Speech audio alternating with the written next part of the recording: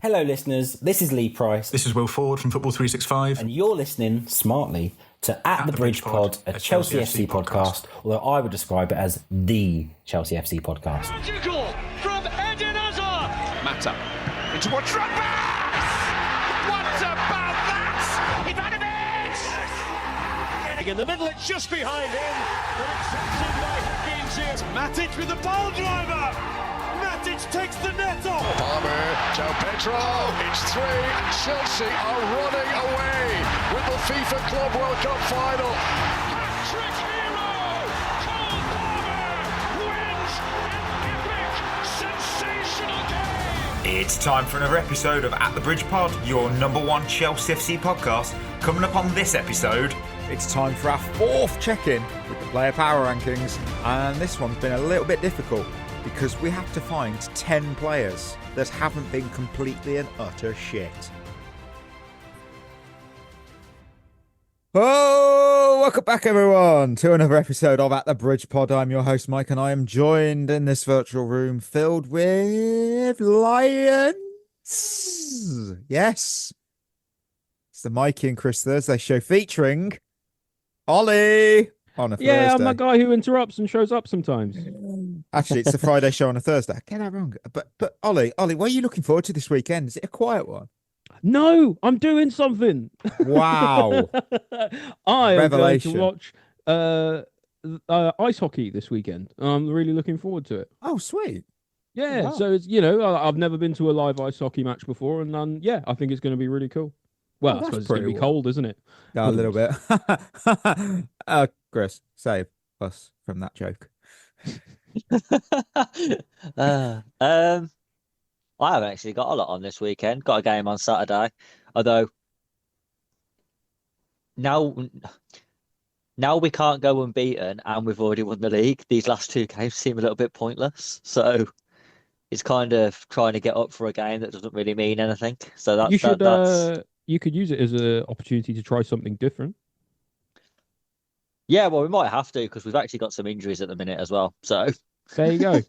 Experiment. Have fun with it. that's it. Yeah, well, we might as well because, like I said, it doesn't really mean anything. And then Sunday, I've got to take my son to a kid's birthday party at a trampoline park. So that'll be lovely and is- quiet, I imagine. What is it? I with cannot recently- imagine Chris in a less suitable environment for himself than a trampoline. No, I need to make a comment here.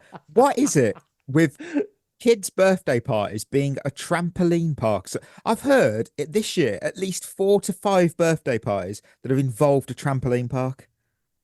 It's fun, isn't it? It's not the Yeah. Wacky Warehouse. No, It's not kids McDonald's. just like It's not kids just cinema. like bouncing about, don't they? It's it's what you probably did, I imagine. Like you've been to like those play centers and stuff when you were a kid. It's probably just like the updated version of that, really, isn't it? I think those kids Yeah. would love to go and see Blackpool take on Burton at 3 o'clock on Saturday. I think that's a What a proper g- birthday what- party. What a Does game! that happen to be a game of the weekend, Mikey? It's Speaking of the weekend. what 21st in League One versus the 18th team in League One. Is it fuck? My games of the It could weekend be. though. I've honestly the whole of Saturday is just Derby Day in the WSL. I was going to pick one game and then I just looked at the list and thought they're all absolute crackers. 12 o'clock, Everton, Liverpool. 1:30, Man United, Man City. 5:30, Arsenal, Spurs. That is absolutely outstanding. Merseyside, Manchester. The focus North is London. nowhere else, is it? That's brilliant. That is absolute. I mean, technically, Arsenal Spurs is less interesting. However, you could at least watch it for Micah Hermano. So there is that angle. The Man United game should be the pick. Which 1:30, interesting time. They didn't pick that at the primetime slot. Not complaining. That is I get to watch interesting. it. So yeah, that's always good.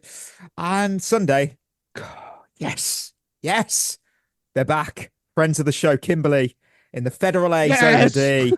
Yeah, you might remember. You think Zona D. I'm pretty sure they weren't in that league last year. No, they got relegated. But they are taking on Germinal at 9 p.m. Look, they've started the season how you want. They've got to win against Villa Mitre. And now the aim is simple. You got to go 2 for 2. Set the tone early. Show Title that we charge, didn't curse Kimberley. the That's club. what we want to see this season. I mean, to be fair, we started talking about them and they got relegated. We stopped talking about them and they won their opening game. So if they lose this weekend, I think we might be the problem. Yeah, that could be true. Are we the baddies? Well, I think we are. Were they in Zona D? Federal A, Zona D? Zona A. They were in Zona A last year. You can't be relegated from A to D. No way. I'm not having that. Got relegated 3 times in one season. Look, I don't. Jesus, maybe they did deserve it. I really don't understand how Argentinian football works because there's too many divisions and too many. Nobody leagues. does. Yeah, like nobody has any idea how it works. I'm just looking at the league table now, and I'm like, nope, don't get it. I don't understand it. I need someone to help me out They here. must just wait at the final whistle on the final day and just see if someone comes out and hands them a trophy, and then they'll be like, "Oh, we won! Yeah, Yo, what? We did it! Oh my word! Do you know what? Do you think people actually listen to this show because it's a Chelsea show or something? Someone listening to this show for the first time today is like, they're fucking like 5-10 minutes in and they haven't mentioned Chelsea once. People listen to listen to this show for the tactical insight and incredible analysis we bring. Very false. Very false. True. No. Very false. It's so false. Only concerning Kimberly, yeah. Shevva shoutouts. I have got Ruin Prinslow, I think. I wonder who this could be about. He will defend Robert Sanchez even if he murders his favourite NFL QB. He just isn't good enough to play for Chelsea. Now, I assume that might be referring to me and the latter bit. Definitely talking about Chris. I think it's harsh that they've said I'm not good enough to play for Chelsea. I think that is absolutely a joke. Have you seen that starting 11? I think I'd get in this team. I'm pretty confident. I think everyone could get in our team at the minute. How press resistant are you, Mikey? Well, I feel like I could handle. I could kick a ball long. I'm pretty confident. No, you can't get in our team then. If you can get in. Sorry, that's not allowed. Next up, Mike, not me, just announced Robert Sanchez used his one-time switch to become the starting keeper for Denmark. Fuck you, man. What are you doing? It's a good question. You are catching some shots in you today. Well, it's a good question. Would I rather have him in goal than Mads Hermansen? I'll see what happens tonight. I don't know how to feel. Alex, Sonia Bonpastor looked so clueless. The Lion City Lionesses match was ridiculous. It was constant crosses into a box without a box present striker. If the team win the Champions League, it will be because they ignore her instructions and do their own thing, like under Di Matteo. But she shouldn't stay beyond the end of the season either way. It's a big statement. Well, I'm sure when we go to Kingsmeadow Corner in a minute, we can talk about that. Wow, we can. And finally, back-to-back Alex's. Alex B this time. I just want to say, with all the negativity surrounding our club right now, and all the other pods out there, you guys know it's a shit show. But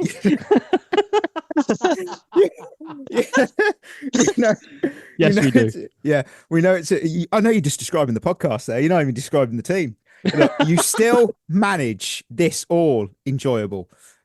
Twice a week, I look forward to episodes on my drives home from work because I know I'll be in for some good points from Chris and the guest stars and loads of laughs because that's all we can do at this point is laugh through the pain. So cheers, guys, for the best Chelsea podcast out there. Well, thank you. Always appreciate it. We should just rename this show Chris and Company.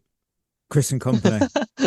Can we get Vincent on? Would that be doable? That would be good. Is he busy? To be fair, if Company comes on, I could see why people wouldn't want to listen to us anymore. Well, oh no. They want to hear us over Vincent. But I want to just say thank you for your reviews, your thoughts, everything you drop in those comments, because I do read them. And even if you're absolutely scorching my arse, I still read them out. So, I appreciate a bit of hate. I'm fed up with Chris getting all the limelight. So if you want yours read out on the show, head over to Spotify, drop one on this episode. We might just shout you out on the next one. So with that, let's hit some news. Oh, time of the week, checking out the news you may miss in the elevator of Chelsea news. Chelsea women are exploring the possibility of moving all of their home games to Stamford Bridge next season. Millie Bright wants to return north when her Chelsea deal expires this summer, with Man United her preferred destination. Moises Caicedo has said he wants to become a Chelsea legend. Another brief was released on Tuesday stating Rosenio's job security is not depending on Champions League qualification. A second brief was released on Tuesday stating Chelsea believe the main reason for their stop-start season has been the unplanned mid-season change of coach.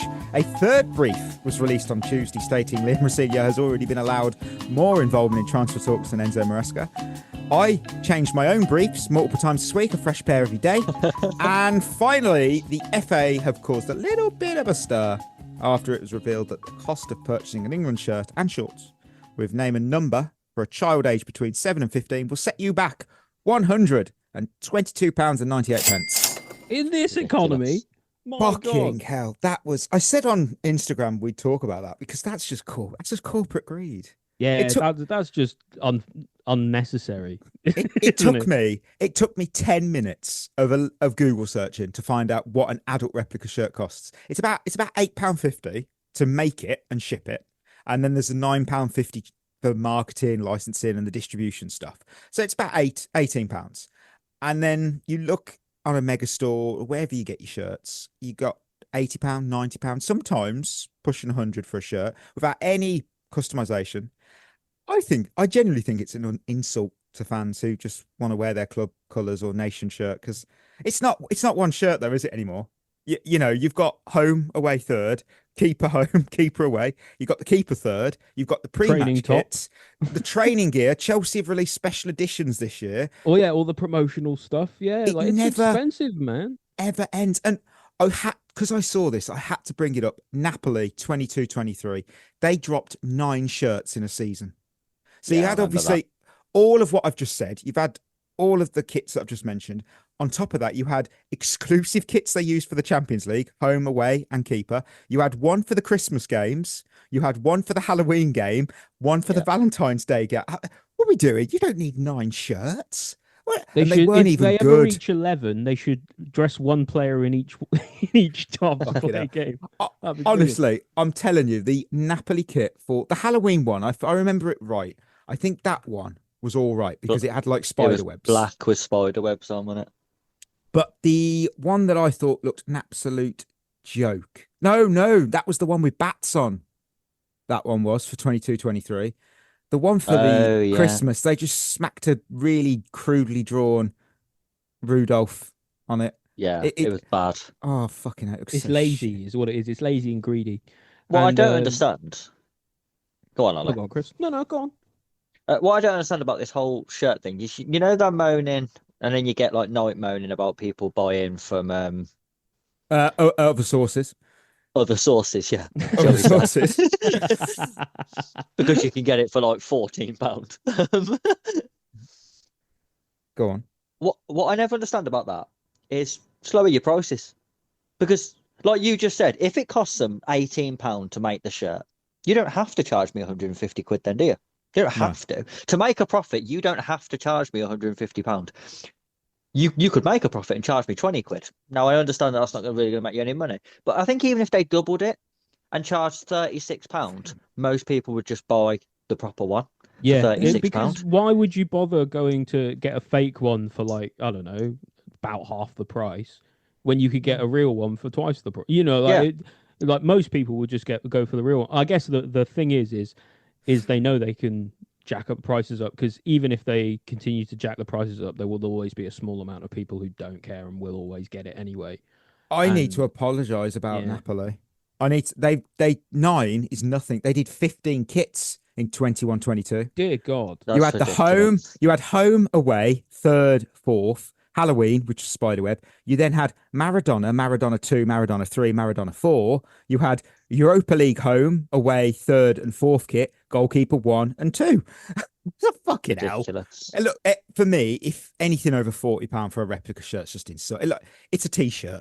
You know, it's not when I was a kid, you could get a replica shirt with name and number printed on the back for £25. Yeah, and there's it was no never way it's quite got that more cheap expensive. back in my day. But I seem to remember like even back when I was a kid, which to be fair is only about a decade after Chris, I think it was maybe 40, 50 quid. I remember it. Then it gradually rose to 60 and 70. Now it's £80. And you just think, like, I get it. Everything's getting more expensive at the moment. And to a certain degree, like clothes and whatever don't have to be a part of that to a certain degree. But like you say, 120 quid or whatever, it's just daylight robbery, isn't it? It's just evil.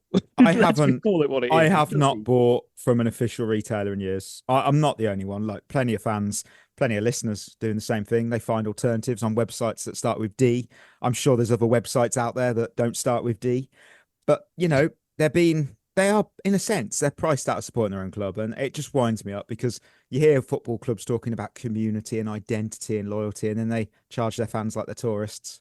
We talk about our owners though, like being good businessmen, and then you think, how can they make so many? Wonder where you were going with that.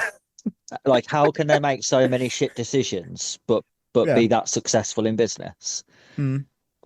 Maybe you don't have to be smart, because you look at it and you think, if I was in charge of Nike, I would think, well, we're charging £120 for these shirts. We might get, I don't know, let's say 1,000 people buy them at £120. If we made them 36 quid though, we'd probably get 20,000 people buy them. So I'm making more money by charging less. Yeah, especially in a World Cup year as well. Yeah, because everyone would want it. So, especially if the team's successful, imagine how many of them you'd sell then. Yeah, it's just maybe bizarre. That's what they're doing. They're hedging their bets. They think England's fucked this summer. They think sales are going to plummet. It's like the whole Sky thing. Sky constantly moaning about people illegal streaming games. Yes. Don't charge me £40 a month then. Charge me £10 a month. But Every they're not single charging you football £40. You've got to watch it on TNT, which is another £30, and exactly. Amazon, and don't forget the Netflix games. The only thing if they charge £10 per month, every single football fan would watch it through Sky. The only way to stop piracy is to make a better product for cheap enough that people will not bother pirating something. It's the same in all. You remember everyone used to like. I think we might have spoken about this before, but like everyone used to like go on LimeWire or whatever, or burn CDs or from the internet. Now they don't have to do that because Spotify is cheap enough that most people can just are happy to just take the hit on it. Yeah. I remember bringing this Other up. music streaming platforms are available. Of course. I remember bringing this up the other year but when the NFL went a little bit greedy, and if you wanted to just watch your team every game, you had to get, obviously in America, you'd have ABC, CBS, Fox, NBC. So you've got cable for that. You then had to have ESPN's streaming service. You had to have NFL Plus because that was part of it. You had to get a month of Netflix because you got the Christmas Day games, and now Thanksgiving. You've got a month of Peacock because there's a single Saturday game that's shared on there, and then you've got to get Twitch because you've got to have Amazon Prime. I mean, that Twitch account was to get free Amazon Prime at the time. That doesn't happen now. So you got to get Amazon Prime. There's on the it's just fuck off. It's not just being greedy now. Do you know what they should do? They should just put all the channels onto one thing that everyone can just use. All those streaming services. What they should do, they just take them all and just make them individual channels. You could even have a schedule for it, and you just put things on at different times of day. On that note, is there anything other than that in the news?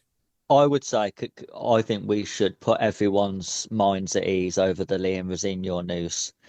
Them coming out and saying that about he won't be reviewed until 2027, and we feel as though the mid-season change of manager has been the reason for the stop-startness of the form, and it's exactly what they said about Graham Potter. And then copy. 3 months later, he was gone. So I wouldn't worry about it. It means nothing. Those words are absolutely meaningless. And we're now in a world where respected outlets don't double check their sources and they just tweet stuff. Some people might go, what are you on about? Well, ESPN UK tweeted out a fake quote that was from a fake Chelsea news account, because there's always banter accounts out there and we all spot them. I fell for them before. I didn't fall for this one. ESPN. Fucking hell. How poor is fucking this? stupid, isn't it? It's so bad. Honestly. Do 5 minutes of due diligence. That's all it takes. Yeah. No, it's better to be first than correct. It always is. Always is. On that note, let's go to Kingsmeadow Corner because Chelsea took on Arsenal in that Champions League quarter-final first leg. James goes for goal herself, and wow, what about that? Lauren James gets a goal back from Chelsea, and she makes it look so easy. Arsenal 3, Chelsea 1. There was no way I was leading with a negative outlook on that game after Lauren James scored a fucking worldie, which I then saw on Twitter. Someone tried to be patronising, going, "Oh, anyone could you say that? Fuck off. Just fuck off. No one wants your opinion." On that, it's a shame it's not going to matter. It will matter. Look, I'm going to go straight. I never do this. I'm going straight for my first win. I had Lauren James because if you are looking for a reason, any reason to believe in this second leg, look at Lauren James. I said this. She listens to this show. She knows that I speak shit. And she knew when she signed that deal, I said I wanted more of the top level version of her. I didn't want flashes. I didn't want moments. I wanted consistency in her games. And in the last few games, that's what we've got. She's delivered. She has delivered. Absolutely. And I'm like, wow, okay, I like this. I just want to make it clear we actually have no idea if Lauren James listens to this show. Not a clue. Absolutely no idea. Not a clue. But but Mikey can take credit for her for I can. Ollie. I can. I'm taking that That's credit. true. And he should. We did have a player that did listen to the show. I know that for certain because they checked every single Instagram story of ours and they don't play for us anymore, which is a damn shame. Look, when the game after this, when the game, I'm sure some listeners might have worked out who it was, but when the game needed something though, she grabbed it, she delivered, and it's what top class players do. They take it by the scruff of the neck, and the goal, it had it all. It had distance, it had curl, it had technique. For me, it's a goal of the season contender. I know she won't be thinking about May. I think you should be, because when they present the award for Chelsea goal of the season, get your speech drafted up. I genuinely feel she'll pick up that prize. Absolutely. Oh, I keep watching it. And she doesn't even react to the goal because obviously we're losing. So she had the mentality of, let's go again. I think you should have celebrated, to be fair. I thought it was absolutely... What did you think of Lauren James's performance, Chris? Oh, best. I thought she was the best player on the pitch for us, for sure. She was the only one who looked like she was going to do something, and she looked like she could hurt Arsenal every time she had the ball. The goal was unbelievable on her weaker foot, by the way. To do that with your weaker foot is ridiculous. And then she hit another one with her weaker foot later on that the keeper just about tipped round the post, which was another really good effort. She's playing really well at the minute, and she's carrying the team at the moment. Yeah, I had the same. I had that she was the only player on the night for me who made you feel like something could happen. You know, when everything's like, collapsing, and she didn't panic. She problem solved, to be fair to her. Some players play that game and others change the game. And in that moment, Lauren James changed it. I know we've got a lot of negative to talk, though I'll go, the tie isn't dead. Just about. That was my second winner. Just about, though. Like, just it's 1% chance, 99% faith, isn't it? Oh, 3-1 isn't good. I'm not gonna gaslight you or anyone and convince you that it's a great result on the road. It's not. But it's not dead. It's not buried. You should be putting the funeral plans on hold, because we have seen this before. We've seen it in the same competition. We've seen it in the same stage a year ago. We lost the first leg 2-0 to Man City, and then we came back to the Bridge and we won 3-0. And this was is that second leg. That was a brilliant bloody game. were. And this is the thing, we was a better team then, though. I think that is spot on. I'm not going to argue with that. I think that is very correct. This is still a 2-goal deficit again. We've done it before, and it was against a better team. I know we were better last year. And I look at it, we're potentially bringing back Sam Kerr, potentially bringing back Ellie Carpenter. I think they pretty much will play. We've got two real quality difference makers there, goal scorer, and Carpenter's been an absolute revelation since she's come into the team this season. Yeah. For me, as long as there's something to chase, you're still in that tie. You know, this team has faced adversity before. You've seen incredible nights at the Bridge. You've seen this team fight back against stronger teams than Arsenal. I don't feel the race is finished on this one. It's just the part where if you're on a run, your legs are burning. The key now is in that second leg, you've got to get the early goal at the Bridge. You have to make Arsenal panic and think, are they going to do it again? You have to score first. That is true. You don't want to be behind on the night straight away. No. Do you know what, Mikey? I'm very frustrated that you've sort of brought me round because you've given me hope, and I don't want that. It's just, I love Sonia. Like she in my opinion is one of, if not the best manager, well, one of the best managers in women's football. I mean, maybe just in football, full stop. But do you know what? I've got this. You have given me more faith, Mikey, than I have in her. I have in Sonia to get us back into this game. I think against a lot of other teams, I think I'd have more belief. But Arsenal are a good side, man. They're in the conversation for the WSL every season. They won the Champions League last season. They'll be gunning for it again. They've got a really good opportunity here to do something quite unprecedented in English women's football, and that's go back to back on the Champions League. They'll be well up for that second leg, and I don't know. I'm just the pessimist in me just says I'm not sure we're gonna be able to turn it around. Can we talk about the shit show that was the Berman disallowed goal as well, by the way? Oh, can I just say that was my first loser? It was actually the officials and VAR, because you're right, Chris. The Women's Champions League and poor officiating. This is a longer running series than The Simpsons, because the episodes keep getting a bit shitter each year. And in this great episode that we just had this week, we had 2 disallowed goals, 2 huge moments, and yes, they did go against us. So you're going to think there's a bit of bias there, Mike. Hear me out. The Berman one, I don't think that's a bad mistake. I think that's a moment where I personally thought, what's VAR even for? That's how bad it got for me, because when even rival fans are saying, even Arsenal fans were saying that goal should stand, you've got that wrong. And VAR didn't even intervene on the referee's call to disallow the goal. It's like they didn't even think about it. Was what's no the one point just then? like no one looking? No, was nobody watching the pretty game. Obvious, I feel. You got the Buchanan one late on. That's debatable, I feel, at best, because there is contact, but it came after the ball had gone in. So what are we judging here? And again, VAR didn't even look at it. And this, for me, VAR in this game was a fire alarm that went off after the building's burnt down. What was the point? What was the point in having it if you're not going to even use it? This is the reason I'm so livid by it. I'll bring it back to the officiating again. It was awful. This was a huge all-English quarter-final tie on the biggest stage in women's European football. And the quality of officiating we had, what was that? I mean, this isn't new. It's been happening for years in this competition. If you cast your minds back to 23-24, we had a game where we dominated against Real Madrid. Real Madrid had a penalty. And if you don't remember that episode, listener, Real Madrid had a penalty awarded. The foul happened outside the box, not on the line, really far outside the box. Yeah. And Niamh Charles then scored. Oh, she was offside though. Except she wasn't. She was miles on. Not all. Was that a tone out? No, she was like about 3 players onside. Yeah, she was ridiculously. This probably 10 yards onside. It was a good. It was a good amount. Close. This is the level of officiating. This is the level. It was bad. It's the worst offside call I've ever seen. It's not even. Some of them we do all go. You could have. Yeah, that's. I'm going to have to look that up again after this. 10 yards. It's one of them where you do think.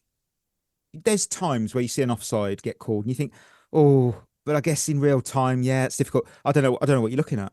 We need better officials, both on the pitch and in the VAR room, because this isn't acceptable for me. And it's not because it's against Chelsea. It's because this is a Premier competition. I shouldn't be coming away from a great game of football complaining about officiating. I should be talking about what a great spectacle we saw. I saw great goals from Russo and James. I saw an end-to-end dramatic tie that ended 3-3. I'm here, though, pointing the finger at the officiator. That's a disgrace. That is unacceptable for me. Absolute disgusted by it. Chris, go ahead. I think overall, do you know what? I don't think we played badly. But in both boxes at the moment, we are shit. The most important part. the most important part of football is the two boxes, and we're shit in both of them. Our attack looks completely toothless. But the amount of times we got into good areas in and around the box, and the final pass was shit, or they just didn't quite get the shot off, or the touch was crap and allowed the block, and you think, oh, fuck me. And then at the other end, we are so open. The decision, by the way, in the second half to take Germer off, who I understand is coming back from an injury, so probably can't play 90 minutes. But to take her off and to make a decision of, yeah, we'll play Sandy Baltimore, who signed as a left winger, by the way. We'll play her as a left-sided centre-back in a 3. What the fuck are you doing? She was all over the place. Yeah, no shit. It's the equivalent of us taking Eden Hazard and playing him as a left centre-back. It's like putting, I don't know, it's like putting a polar bear in the savannah. Like, you know, it just doesn't belong there. The frustrating thing was, after the Lauren James goal, we should have just took the 2-1. You can't concede the third goal. And it was such an easy goal as well. Like, the finish is fantastic, but the way they got through us. I mean, that back 3, you had a back 3, so it's meant to be 3 centre-backs, but we had a right back, a left back, and 1 centre-half, and it was like, oh, I wonder if they'll find the gap there. What, the 30-yard gap? Probably. My word. Oh dear. Yeah, I don't know. It feels like the season is kind of crashing and burning for the women, or at least like we're kind of, you know, we're just dipping over the tip of the edge, and I don't know. I'm not happy about where it's going.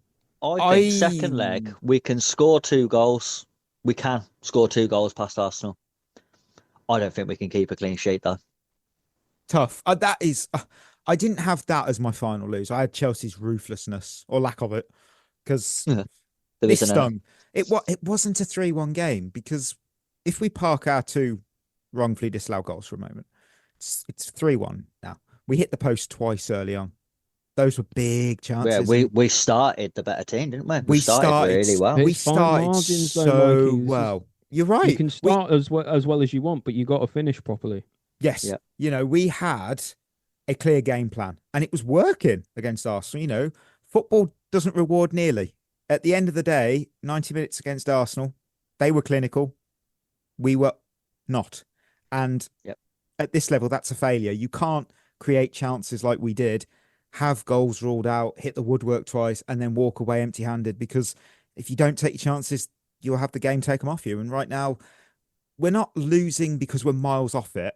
I think we're losing because in the moments when it matters, we've blinked first. We should have converted our chances. Yes, we were robbed of 2 perfectly good goals on the night. What did I say the other week? If I had a light on my head, I'd be a lighthouse. It doesn't matter. It's 3-1. We need a big statement performance next week. We have to score first, score early in the first, I'd say, 20 minutes. Get them on the back foot. Get the crowd going. At the very least, I think we need to be a goal up going into the second half. Yeah. At the very least. We've got Sam Kerr, so I'm hopeful. I think Sam Kerr and Ellie Carpenter are key to this, because we need them. They are 2 of our best players. I'll tell you what, I will be absolutely fucking fuming if Sam Kerr doesn't start and we see Lauren James up front or Alicia Thompson playing up front again. I will think, well, what's the fucking point then? Yeah, because that's not their best position. That is when you can turn on the manager for me. When you've got a player like Sam Kerr sat on the bench and I'm playing a winger up front. Yeah, because they're good players. Thompson and James are top class. However, play them in the right position. Don't waste them in the false 9 or in. No, I don't want that. I want Sam Kerr, who's a striker, there. Boom. You know, we don't have Ramirez because of the injury. Sam Kerr, Ellie Carpenter in right back. I don't know, maybe Thompson on the left, because you need the speed. I'd have would you want her in the left. second half? There's so many questions there. I'd have Lauren James just play free and just go where you want. Yeah, because if she does what she did, I mean, if you could do that on your weaker foot, I'm a happy boy. I'm a happy Chelsea fan. So we shall see when we play. I am assuming it is Wednesday. Is it Wednesday the 1st of April? Oh, Yes. Yeah, because we was Tuesday this week, weren't we? Well, Yes. let's see who's going to be the April Fool then, huh? Hey. Well, we've got a big episode coming up now because well, because we're banging on and yammering on for half an hour, and we haven't even got to the main segment. The main segment time. Alrighty, here we go. It's that time again. Rankings are back. Our 4th revisit of the Chelsea player rankings this season. Last time we did this was on the 13th of November. And let's be honest, a lot has changed since then. We've had a difference only a few months, mate. Say we've had a new manager. We've had a new sense of self-loathing. Don't forget that was there. We've had form, my favorite, and then that disappeared. We've had narratives. They've disappeared. Some players have climbed, others have disappeared. Some have fallen off a cliff and disappeared, and some have even fallen further than that. Oh, and disappeared. The beauty of this list, though, it's not based on what reputation is, because you'd be fucked. It's not based on price tags. That's irrelevant. It's not based on what we thought these players would be. It's based on what they've done. Fucking hell, this is going to be wild, because I actually know Chris and I were talking about it, and we genuinely were like, who the fuck do we put in a top 10? I hate my own list. Yeah. I'll be honest, I got really I was really unhappy after about 4. I think. Understand. Well, I was unhappy after 1. You know what? Kicking off my top 10. In at 10. New entry. I've got Jesse Derry. Jesse Derry's on here. Oh my God. He's had 2 appearances. Had 33 minutes of football. You're taking the piss. I have seen more heart, more fight from this guy. He's shown me more care than players earning 10 times his weekly wage. I don't even know what he's on. He could be on a 10 or I don't know. He might be on minimum wage. To defend you earlier when in the mailbag and you were getting abuse in the Shevva Shoutouts question, I was going to defend you. I'm not defending you anymore. Look. I agree with him. He isn't I'm here. with you, Mikey. He isn't here off output. Come on, he's 33 minutes football. He's just here off the standard he set, because he knows what it means to wear the badge, because he steps on the pitch. Yes, he looks like someone who gets what the assignment is. You know, you won't always. Ollie. For me, you won't always play well, but you should always work hard. Effort for me is a non-negotiable. And when he comes on, every single time, he puts the effort in. He puts more effort in than half of our other players. For me, that got him the 10th spot. So. I'm deadly serious. That's why he's 10. You poor bastard, honestly. Chris, come on. I also have a new entry at 10. Oh, and I can feel already that I'm going to have to argue this. Go on. But I've got Mike Penders. Wow. Oh, this is brilliant. Because I am absolutely done with those 2 imitation goalkeepers that we've got at the moment, and I would like a real one. Even if he comes in and he's shit, which I'll be honest, I'm fully expecting him to be. He can't be any worse than the 2 we've already got. He can. So far, we've had a guy who's played 33 minutes, and a guy who hasn't even signed for us yet, in terms of hasn't played a minute in a Chelsea shirt. I am disgusted with it. Berth isn't here, and he's just felt a shiver down his spine. Do you know that? The stunt's been said. That would be his Ollie, who have you got at 10? I also have a new entry. Oh my word! Yes. No, but I think it's a bit more sensible than both of yours. It's Mamadou Sarr. Former AFCON winner there. Oh, don't. Absolute disgrace and a farce. I think our centre-backs are so awful. Yep.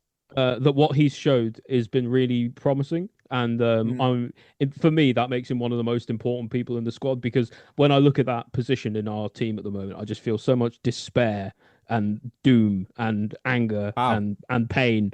And when I look at Sarr, I don't feel those things. At least not yet. I like that. Okay, number 9. New entry.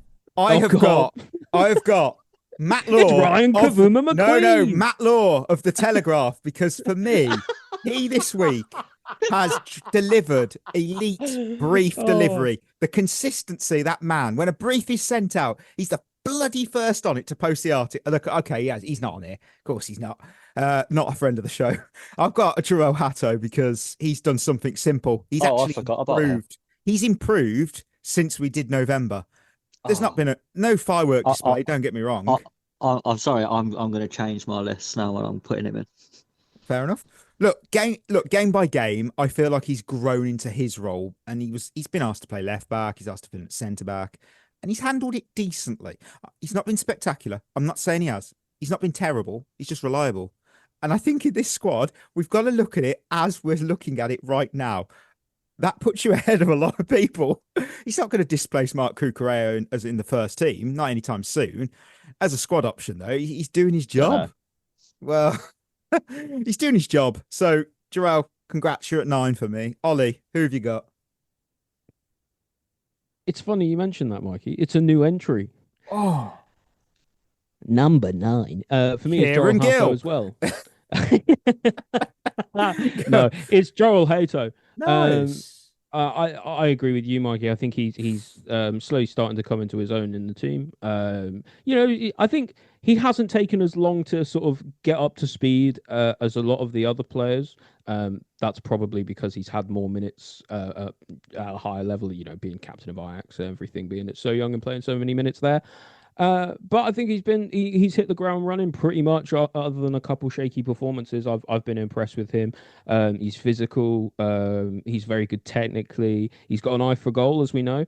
I was going to mention, I actually did have Robert Sanchez in my list as number 10 last time out. And it's interesting that he is now nowhere near the list now. I also had Gusto at 9 last time, and he's actually dropped out of the list as well.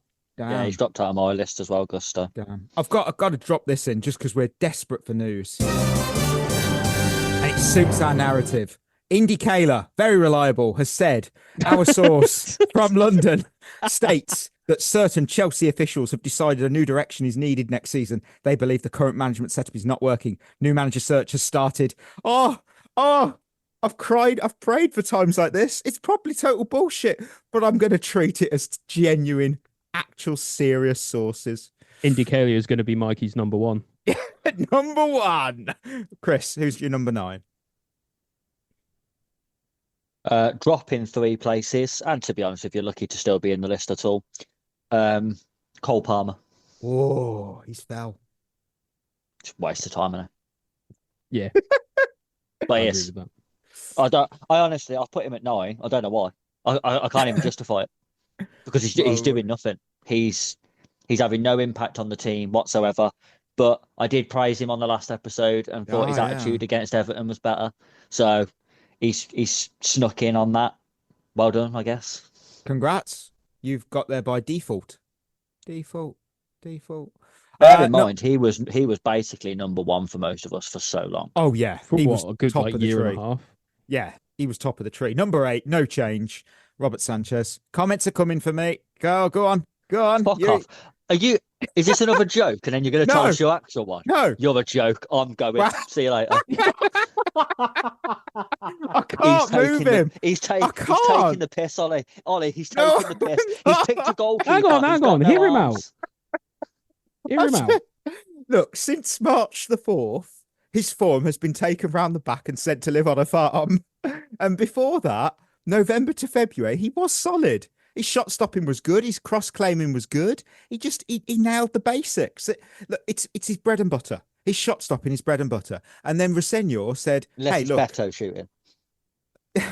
Rosenor came in and said, "Look, I'm going to add all these fancy jams to your game. We've got your strawberry with champagne. We've got some Welsh whiskey marmalade. We've got a cherry and amaretto." Liam calls it playing out from the back, taking risks. And sometimes you don't need jam. I just want my bread and butter right. Sanchez was doing his bread and butter, but now he's got his champagne with strawberry. And that's why this is something he's not. Don't make him to be a ball-playing goalkeeper because he's not that. And it's cost him. Do you want Jorgensen in goal? No, you don't. Mate, I'd rather have Sharman low. Has he ever played for us? Like at any level? I don't know why he isn't playing. Why not? He literally cannot do any worse. Unless he lies down in the goal, he literally cannot do any worse. My God. Beto hit Sanchez on the weekend, and Sanchez still managed to let it in. Fucking hell. Well, Is he slightly contentious top tens this getting time? there. Chris, who have you got then at 8? Who have you got? New entry for me. Okay. What I would say is it was Trevor Chalobah, but he's run off again to win a ball that he's never going to win. So he's been replaced by Joao Hato, who I had forgot about until you mentioned him. That's fair. I actually like Hato. I think he's one of the few players at the minute who, when he plays, isn't an utter shit show. And he's actually doing quite well. And I don't understand why he isn't playing more, to be honest. What about you? What about you, Ollie? What have you got? Number 8. I also had Trevor last time. For me, I've dropped him down from third. He has run off. Dropping down from third for me is Cole Palmer. Wow. I was gonna preface this by saying like people aren't gonna like this, but to be honest, like I'm not really sure what's controversial about it at this stage. It's not. I don't think we can't forever just be talking about Palmer and about saying like how good he can be for us, because like what has he done for us lately? And the answer is not a lot. The only thing that basically stopped him dropping out of this list altogether for me was pretty much like Chris said. I actually thought against Everton was the sharpest he'd looked in ages.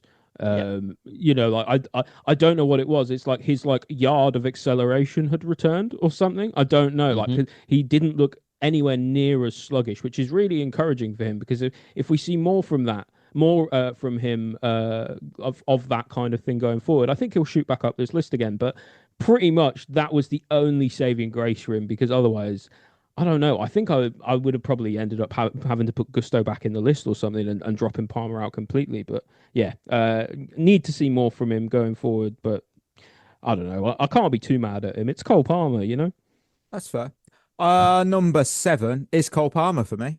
Cole Palmer gets 7th, down 5. Wait, is he down from 5? Yeah, he's down 5. Was he in 5th last time? Yeah, he was in 5th last time for me. Tough one, but he has to drop. You know, by his standards, this season has been underwhelming. It's not been terrible. However, I think the thing is, you've set the bar that high. When you're no, I think even by average standards, his season's been fucking woeful. Take his penalties away. How many goals has he got? 3. Good point. He has had moments though since November. However, that's all right then. Hang on. You're Aggie today. He's livid. Look, I'm sick of hearing about Cole Palmer and look what he did to PSG in the Club World Cup final. It's 8 months ago. That's true. I think the problem with this squad is, outside of my top 3, I feel you could throw names in a hat and pick them out. Yeah, I'm with you there. No one's elite, but we know that.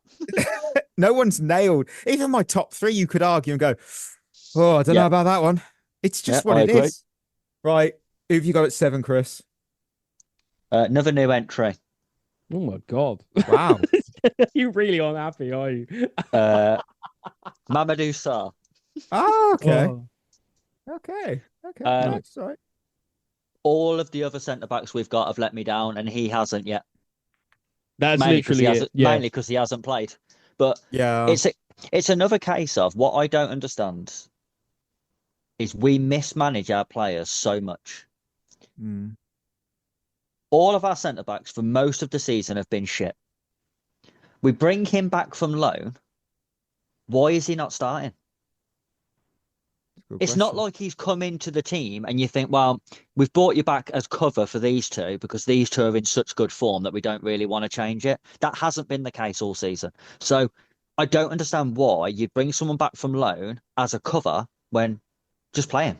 Well, he can be no worse Chris, than the others. The thing, we're not managing. We're aging men. Remember, that's important. Yeah, distinction to remember. Fucking hell. It's so stupid though, because you look at like the Aaron Anselmino situation. He was out on loan at Dortmund, playing really well, enjoying his football, increasing his value, by the way. And then we went, you can now pulling you out of there. We're going to send you to Strasbourg, where he's played 11 minutes so far, by the way. So he's doing really well over there. So we can bring Sarr back, but we're not going to drop any of our centre-backs that we've already got, including people like Tosin and Badiashile, who are still getting more game time than Sarr. Why bring him back then? Absolutely pointless. And that's Yampong as well. I mean, I know should be starting. isn't about him, but you're right. He's another example of just how poor we are running things at the moment in terms of the meritocracy of who deserves to be playing. Star right now for me should be given the rest of the season. Play him every game for the rest of the season. See if he's good enough. By the end of the season, you'll know. Yeah. Yeah. Go on, Ollie. Who have you got? Number 7 from me, it was Colwell last time. This time dropping down, crikey, 5 places. It's Cucurella, Mark Cucurella. Ooh. It might seem a little bit spicy to some people, and I'm sure I'll get accused of having a little bit of a chip on my shoulder for Cucurella, and I promise you that's not the case anymore. But his form has gone off the boil in the last sort of 3-4 months, and to be honest, I don't really blame him for that. He's played like the most minutes, I don't know, probably in the world in football in like the last 2 seasons. He's played thousands and thousands of minutes. Something like, I think before the Club World Cup in the summer, in the last year he had played like 5,000 minutes or something like a ridiculous amount of football, just a crazy amount. So the past couple of years he has been run ragged, and so I'm not surprised to see him start to struggle a little bit and look a bit leggy and a bit fatigued. So he drops down the list because he's struggling a little bit, and of course with Hato coming in as well, he's not quite as important now. Because for a long time, if anything happened to Cucurella, we were just fucked on the left hand side, and now that's not the case anymore. Yeah. Yeah, I agree. I agree with that. Ironically, number 6, down from number 2, Mark Cucurella. Big drop. Oh, thank God. Big drop. Podium places to 6th.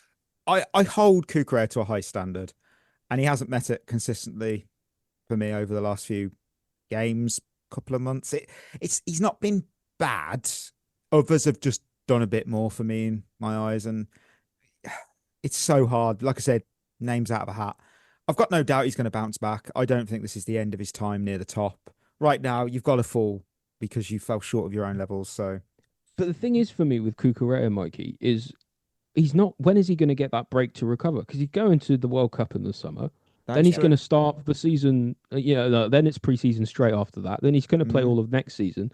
So it's going to be literally mid 2027 before the guy gets a break. It's almost like we should trust Joao Hato to play some football. Oh, almost.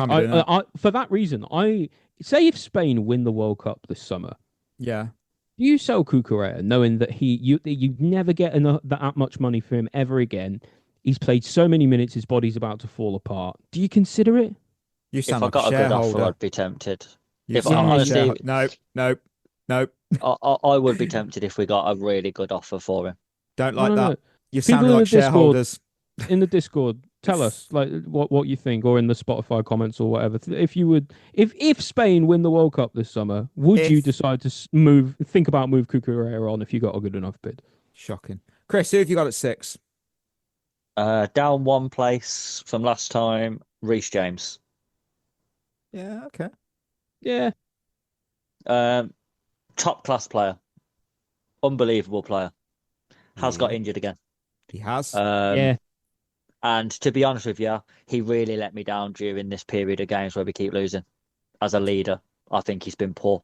I think he was really poor after the PSG first leg, coming out afterwards and saying, well, we just have to move on to Newcastle. That's a pathetic leadership thing to say. And did we move on to Newcastle? No, because we didn't turn up. Because I don't think Newcastle played against anyone that weekend, did they? Because we certainly didn't turn up for a game.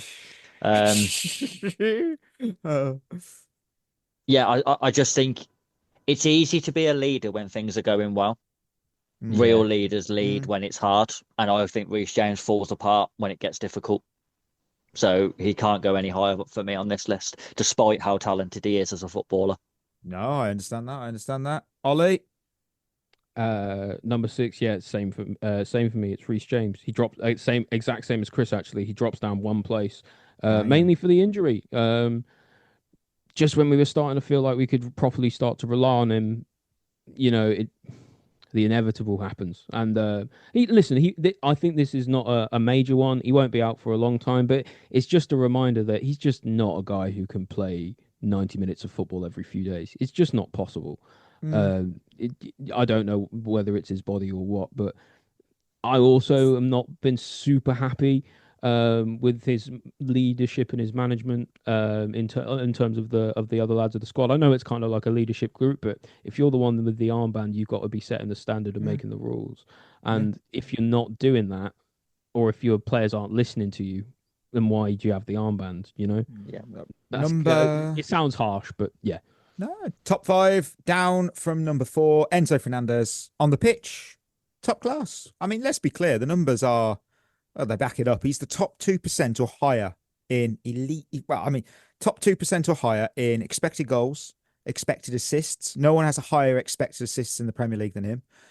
Expect top 2% for long balls and top 2% for chance creation. That's a high level operating midfielder. It's a but now. It's a big but. I've got to look at the off-pitch antics. I am looking at the noise about him potentially leaving. I don't like this. I don't like it one bit. I think that, I might think, I do think he could deserve better than the circus our club is. I do. However, he's the only one player making noise now, public noise. And I think we need a bit of silence, because at the end of the day, I do see what other fans have said. They've gone, he's signed the contract. Yeah, you're right. He has. You can have a whinge and a moan. You still sign that contract. You've got 6 years, and that's not a short-term rental. And I really don't believe this ownership will bow down to player power. I really don't believe it. Well, there is no player power if you're on a 6-year deal. Right? Well, yeah. Look, he is still massively important. He's still one of our best players. And I'm feeling like the Grinch at Christmas. So that little bit of noise, I know it's for your own self. You're looking out for yourself. That's just made you knock a down place for me. Sorry. Yes. Chris, who have you got? Mark Cucurella, down 2 from last time. Yeah. I agree. I think his form has dropped off. It most likely is a fatigue issue. It's got to be still aware at this point, isn't it? Yeah, and I still don't think he's been horrendous. Even when he's not been at his level, I haven't looked at him in these games that we've been losing and thought, fucking hell, Cucurella's costing us this. There's bigger problems on the pitch than him. So still an important player for me, and I think he's got enough credit in the bank with me at the moment that he doesn't drop drastically, but he had to drop a little for his own level. Okay. Ollie? Number 5 for me, people aren't going to like this. Up 2 places is Levy Colwill. I've never known I don't hate it. Do you know? I know, but I've never known a player to become so world class. No, through you're not right, playing. Mikey. But the thing is it's absolutely bugger all to do with him. Yeah. Yes. Mad. And it's to do with the state of the centre backs at the club. Like you can try and weigh all the factors and things, or you can just look at what's there. When he played, our defenders that played alongside him were a lot better. We had a better defence for it. When he's not played, our defenders look like shit. Nobody's organised. Nobody knows where to be. The balance is all wrong. It's like taking the key, one key bolt out of a bridge and then it falls down. For me, the fact that he was there for a lot of the good in the past sort of 2 years of the club, and now that he suffered that really frustrating injury, right at the start. Was it even before the season started? Now I can't remember, but he's been out for basically the whole season. And look what's happened to our defense. It's the constant changing of the centre backs all the time. Nobody's really secure. There's no set partnership. I mean, for starters, look how much worse Fofana looks without him. Just by itself, that means he's got to be the better one of the two of them. And I don't know.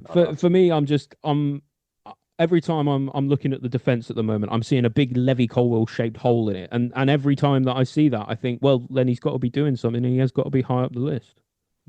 Right. We're in the top 4 now. Top 4, I have... Somewhere the club won't be. Oh. I've got Reece James. Not according to those fake quotes, anyway. I've got Reece James up from 7 because... Up 3. Interesting. Wow.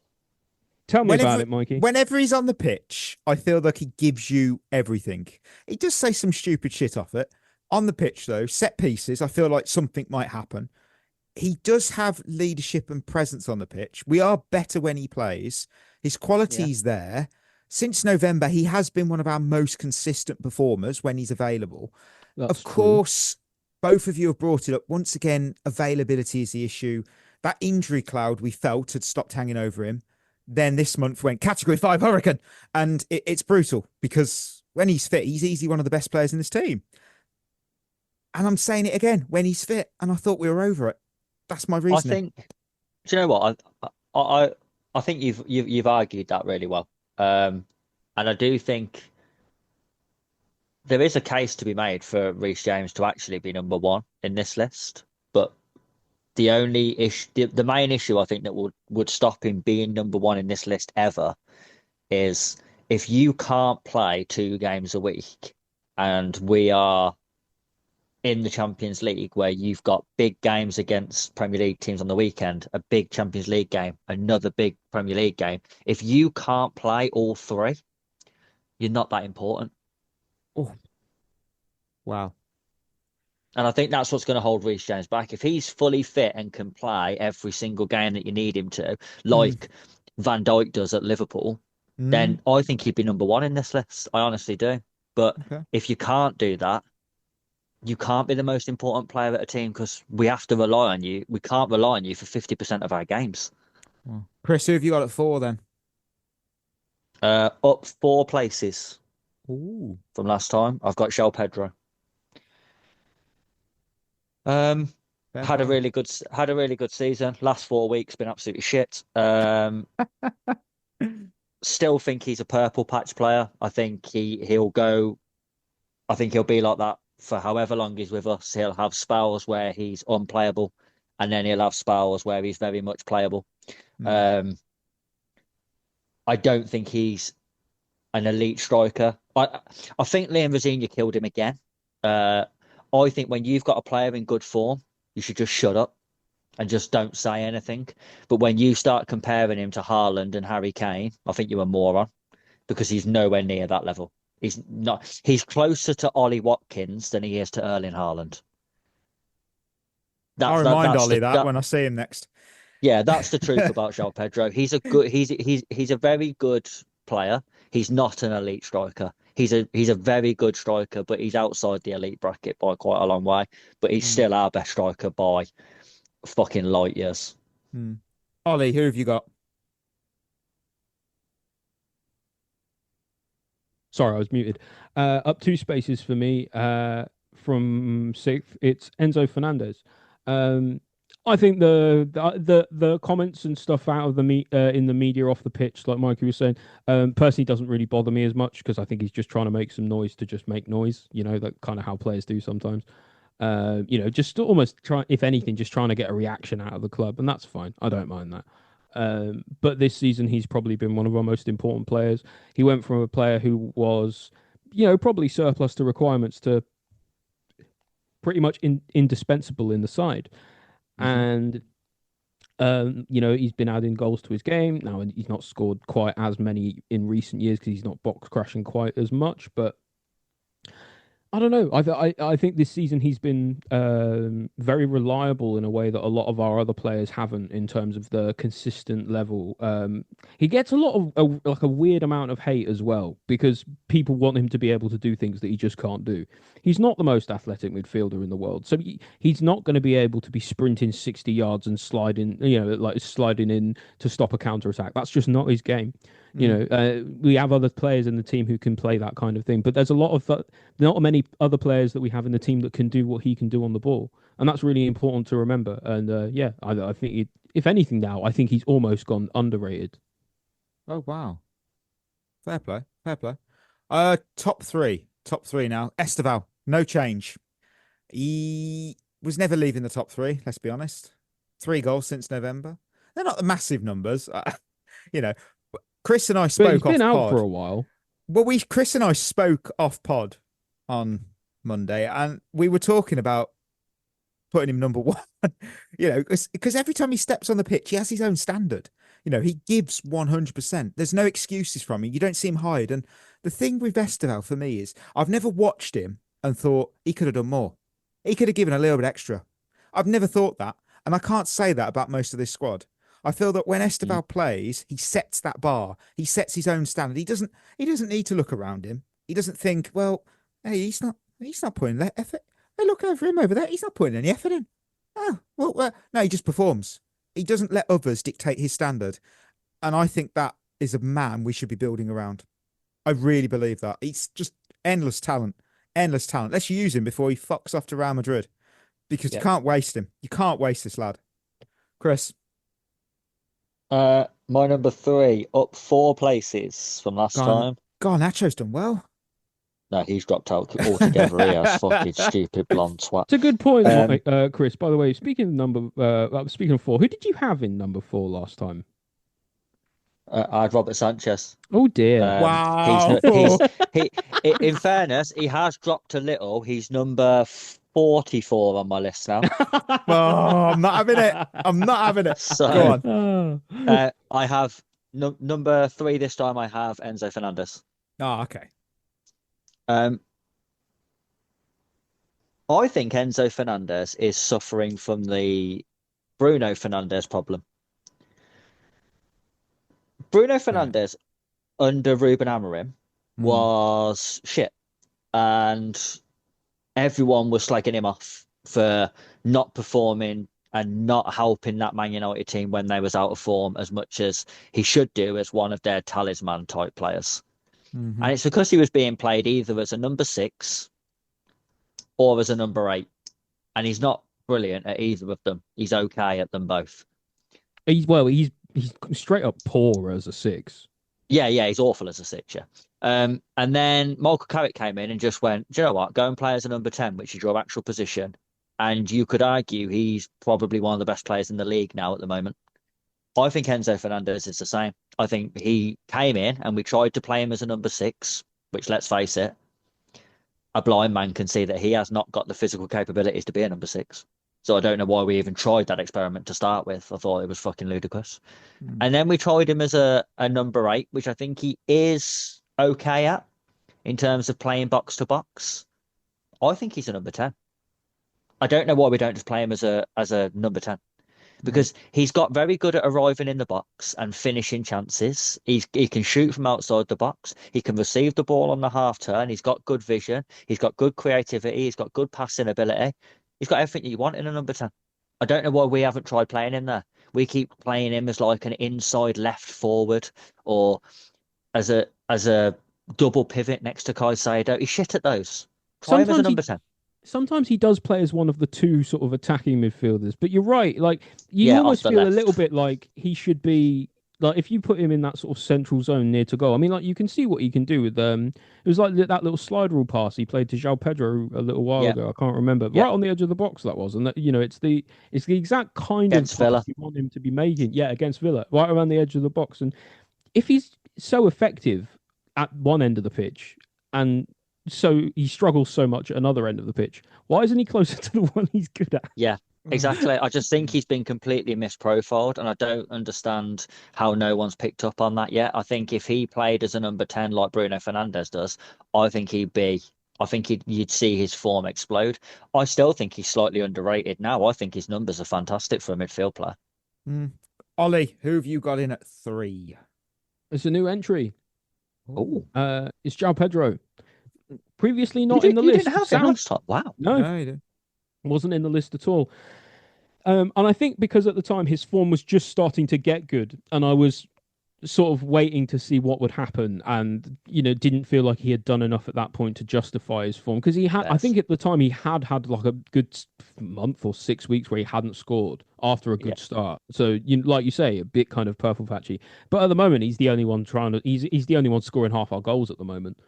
So that you can't really put him any lower than 3rd, like in my view at least, because it's like he might be a bit of a patchy player sometimes. He drifts in and out of games at times, but when he's on it, I mean, he's the best attacker on the field at the moment, and you can't really, in terms of like how important that is for the team, you can't really understate that. He's one of those players that sort of like when he's on a good day, he's just a magic player to watch. He's one of the players in the squad that I most enjoy to watch when he's playing well. When he's not playing well, you don't really notice him at all. He does a sort of quite a good Kai Havertz impression. And of course, they are similar players, so it makes sense in those kind of scenarios. Another kind of tall-ish, semi-striker, semi-attacking mid. Who's good in a lot of positions, great in one or two things, and sort of average at a lot of things. But ultimately, like I said, if when he's in form and he's just scoring goals and he's sort of almost playing on instinct for us, he's doing more than basically most of our players have done this season. Number 2, up from 9, Joao Pedro. Yes, this is a jump from 9th to 2nd. He's flown up. He's flown up, and since November, which is what I'm looking at, 17 goal involvements. Wow, that is wow. Yeah, you can see why he's high up. Yeah, 14 goals of those were the 17. Big moments, big games. Brentford, Napoli, Palace, West Ham, hat-trick at Villa Park. He's the only player in this team where I believe if anyone's scoring today, it's going to be him. And when he doesn't score, we struggle. That alone puts him in the top 2. I look at Joao Pedro, and I do see the future Brazil number 9 heading into the World Cup this summer. It's another top signing from Brighton and Hove Albion, which I can only say, hey, look, thank you. Because in the summer, when we signed him before the Club World Cup, I did think, is he all that? Is he all that? And he's gone, yeah, I am actually. Number 2. Here's a question on Joao Pedro. I still think he's a purple patch player. If between now and the end of the season, in our last 7 Premier League games, he only scored twice in our last 7. Would you still want a striker in the summer, or would you be happy to go into another season with him up top? I would still get a striker because there's no way I'm sticking with Liam Delap as a backup. I would be bringing Jackson back. But would you get a starting striker? I think you'd have to get someone to compete with him. I don't think you could get someone who could start outright. He's better as a false 9 than a striker centerpiece for me.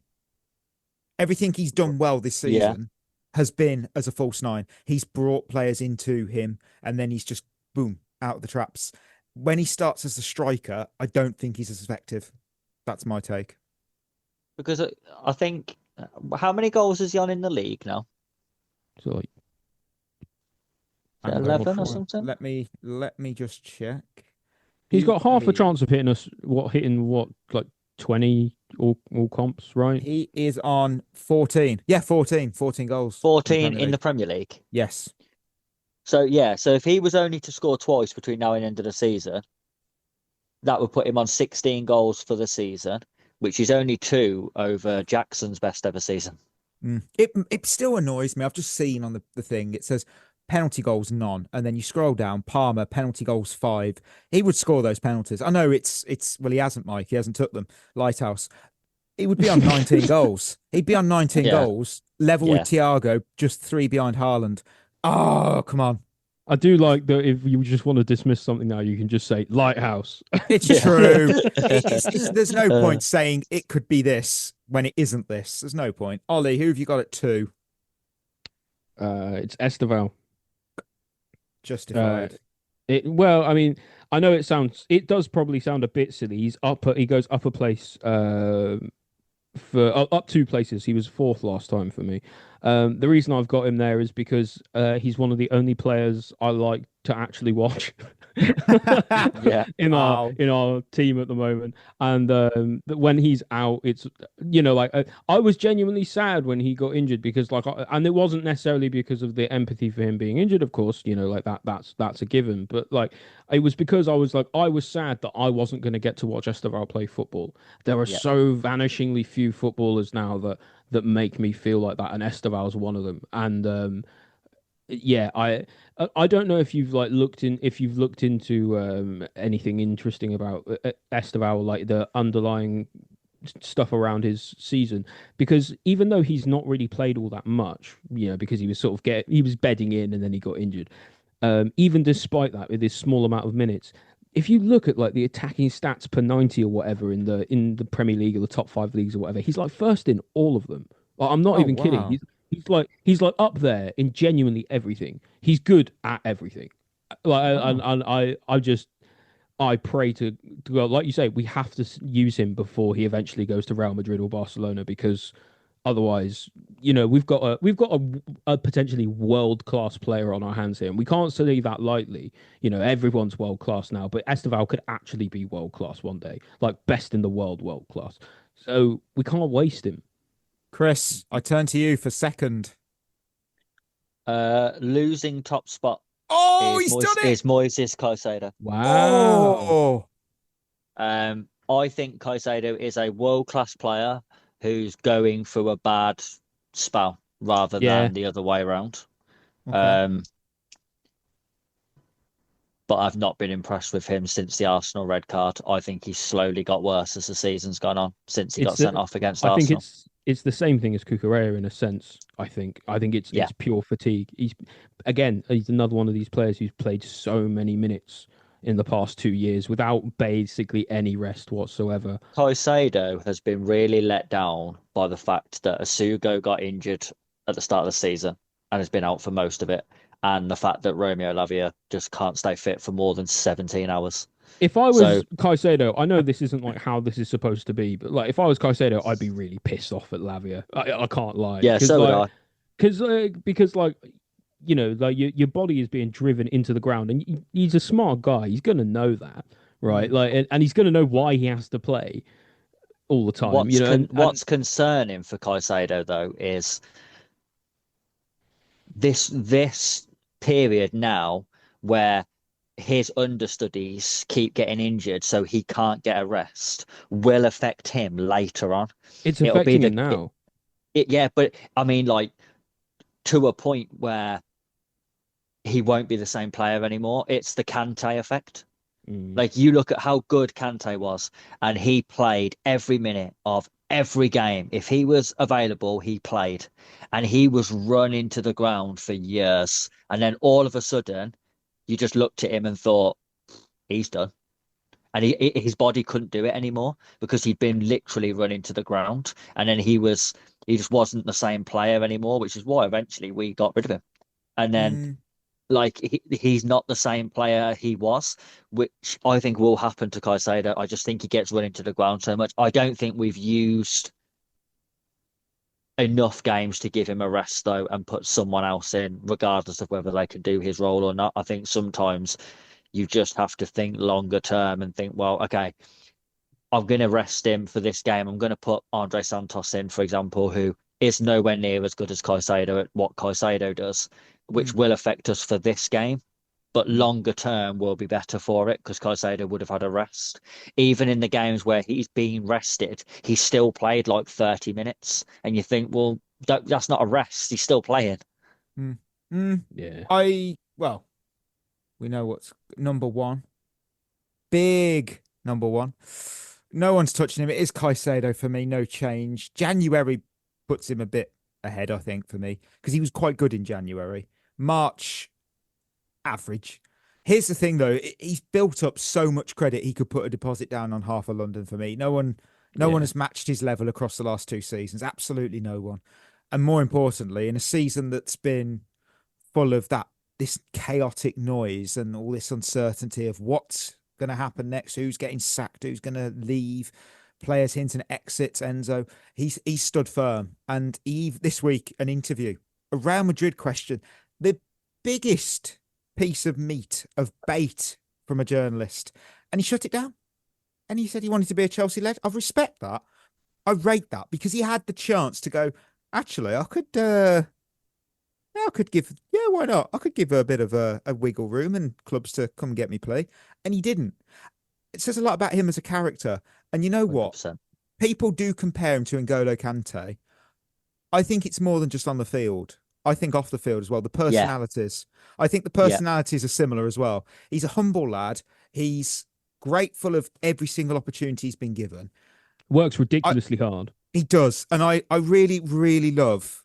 It's so refreshing to hear a player just go, no. I'm at Chelsea. I want to be a legend here. I love that. Number one, mate. Number one. Ollie, he's number one for you, isn't he? He is indeed, Mikey. I think you're right. I think generally Chris is correct as well. 1-0. Sorry, Damsgaard. He's done it. Oh, right. No, it wasn't my take. The thing is with Caicedo is I agree with both of you. I think he's been excellent for most of his time at Chelsea. And at the same time, he has been poor in the last few months. And that also doesn't stop him for me being head and shoulders still the best player in this team and the most important player in this team. Because just look what happens when he doesn't play. I understand he definitely does need a rest. But when he doesn't play, we are categorically worse in pretty much every way, going forward, going backwards, certainly. Like he again, he's a bit like in a sense, it's a silly thing to say to compare him to Estevao in this way, but the same thing that I said about Estevao applies to him. He can do everything. He can do absolutely everything for the position he needs to play, and like he's got enough credit in the bank that I think his stock would have to fall a bit further for me. But for me, with this season, with the way it's kind of panning out, the second that we no longer have anything to play for in the season, he needs to be going into a cryogenic chamber to like rest. So he can actually get some R&R, because his body must be absolutely obliterated after how much he's had to play in the most mobile role on a football pitch in the midfield. Not only that, the most mobile version of the most mobile role on the pitch, which is sort of that destroyer, box to box midfielder kind of player that he is. He's so good. I just pray we don't ruin him. Chris, we know you've got a certain man beginning with a letter E at number 1. Tell me why Enzo Maresca is number 1 for you. No, my number 1 is Estevao. Yeah. Yeah. It's the joy, isn't it? Yeah. He's someone who you want to watch. He's someone who plays football in almost a throwback way. I think if he plays, he's our best attacker. Do you know you can't believe he's 18 from the way he carries himself on the pitch and how much trust he seems to have from his teammates. And I know people are going to point at his stats and be like, oh, he's only got 3 goals. But for me, like, stats are like bikinis. What they show you is good, but what they don't show you is better. Wow. Okay. Bloody hell. My God. I should have played that. The thing about Estevao for me is just the ceiling for him is just so high, and if from this season, like what really blew me away is like you said with the stats, they don't show everything, Chris, but what they do show is really, really promising for him. Like if he progresses as a footballer, as you would expect a footballer to progress as they get a bit older, they get a bit better. At some point, he's going to go flipping nuclear, surely. Yeah. And the thing I really like the most about Estevao and watching Estevao play football is that he plays football. Do you know what I mean? He's playing football. He's not, he's not running around while kicking a football, playing the sport of football to try and win the game necessarily. He's playing football for the joy of the football. That and that when there's, and like I said before, when there's just so little of that in today's game, like I feel like you just have to hold on to that for as long as you can. Yeah. And I think this whole thing of easing him in and not overplaying him because we want him to be good for 10 years. We don't want to burn him out in 2 years. He won't be here for 10 years. He's good now. Play him now. Yeah, I'm telling you right now, we will have this lad for a maximum of 2 years before Real Madrid come and get him. So play him in those 2 years. I don't give a shit if you burn him out in them 2 years. He won't be our problem after that. So for me, he should play every week. Every single time he is fit, he should start. Well, that's our player rankings for the 4th time. We have the overall chart. I've got it in front of me. It's been tabulated, and we have it at 10. We have Mamadou Sarr, number 9, Levi Colwill, number 8, Joao Hato, number 7, Cole Palmer, number 6, Mark Cucurella, number 5, Reece James, number 4, Enzo Fernandez, number 3, Joao Pedro, number 2, Estevao, and keeping top spot is Moises Caicedo at number 1. That does feel fair. That's very fair. Yeah, that's. Do you know what we should? Is out there. No. Listen, I want to put something out into the universe in the hope that I can get the Discord to bully you both into doing it. Oh, lovely. We should do a bottom 10. I think that would be really good. Robert Sanchez would be Very number false. one of Very, that. very false. Well, No, They're closely very, followed very by false. Pedro It's Neto. so false. Very See, false. Not having It that. could be very funny. So I if you want to see us do that, let us know and we'll squeeze it in. least somewhere. Idiots, important dickheads, or both. No. No. Oh, listeners. Let us know. I'm saving all those Christmas questions. I've saved them because we're going to do a mailbag in the next week or so. Because, no midweek games. We're not in the Champions League anymore. So, to end the show, there's no match preview because we're not playing anything. What we are going to... Well, yeah. But we are all playing a game. Hey! We can play time this season. I don't know when we haven't played it a lot. I'm really glad for this one because I've had to keep updating it every damn week. So this will be the 5th game of the season. So a nice one, lads. Wow, fucking hell. The Lavia of games.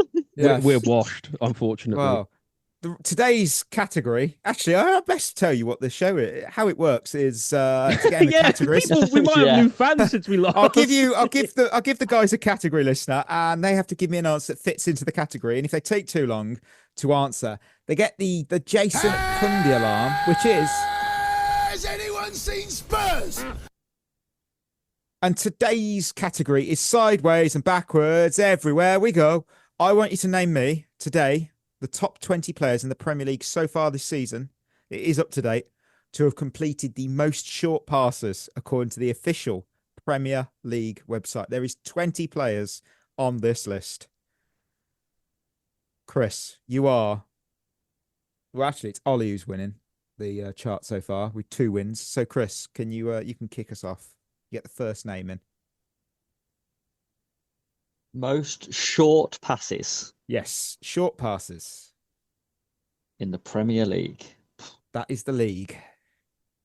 Do you know what? I'm thinking centre halves here. Oh, Chris, I was thinking the exact same thing. Well, that's This where building most up at the people back the ball now, bollocks. isn't it? No, this building Yeah. up at the back bollocks has to be at the core of this. Virgil van Dijk. Virgil van Dijk. Can you tell me how many passes he's made? Actually, I won't do that to you. He is currently top of the short passes ranking with 2,340. Legend, Wow. iconic, Hell. amazing, Fucking hell. unbeatable. The amount of short passes, the way that man can move the ball 4 yards at a time. My You wait Yeah, till you what a- find out who's second. What a player. Oh, wait. No, third. You see, I think I know who you might be thinking of, Mikey, because every time I see who has the most touches of a Chelsea player in a Chelsea game, when it flashes up on the graphic on Sky, every time Trevor Chalobah's up there. Trevor Chalobah, 2,109. Yeah, every time. Wow. I'm going to stay on the centre back theme. I'm going to go to the club who sort of started this revolution of centre backs putting their foot on the ball. Ooh. I call it the Robert Sanchez ball roll, give it to the opposition. Lewis Dunk. Lewis Dunk is second, 2,260. Oh, Jesus. Ow. Fucking hell. I want to make it clear Is there any midfielders on this list? Yes, there is no goalkeepers and there are no strikers. Or forwards in general, because let's Or face it, they forwards. don't pass the ball. Some Because they don't attacking get the ball mids. for 80% of the game. It's 3-0. Oh, it's all right. Ah, Yes. Denmark are killing Yeah. it. Oh, we're doing Well it. done, Denmark. Oh, dear. I'm going to go with the foil to Dunk at Brighton, Van Hecker. Van Hecker. Jan Ooh, Paul good Van shout. Hecker. 1987 passes. We're probably going to Yes. be signing him in the summer. We will. So, That would be probably true. you should prepare for that, Chris. Oh, good. Scout report.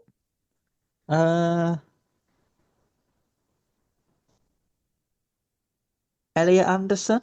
Oh, yes. He does move the 2002. ball, doesn't he? I'll go with another centre half. Saliba's the more technical one out of him and Gabriel, so I'll go with him. 1751. He's on the list. Doing all right.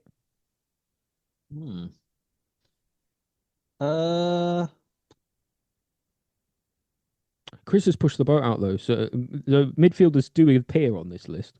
Yeah, Yes, midfielders do. I'm going back to centre half. So, Esri Konsa, Oh, lovely. 1829. Mark Gahey.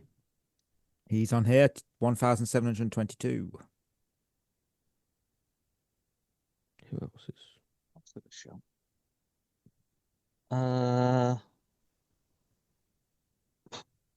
Declan Rice. Oh, 1797. Soboslai. Schlobersley, 1813. Because he On the played in list. defence as well, didn't he? He's just a smooth operator. He is indeed. Kanate. Ibrahima, Shout. 1739 for Liverpool. Of course. Right. Zubamendi for Arsenal. Good Subamendi, shout. of course, 1694.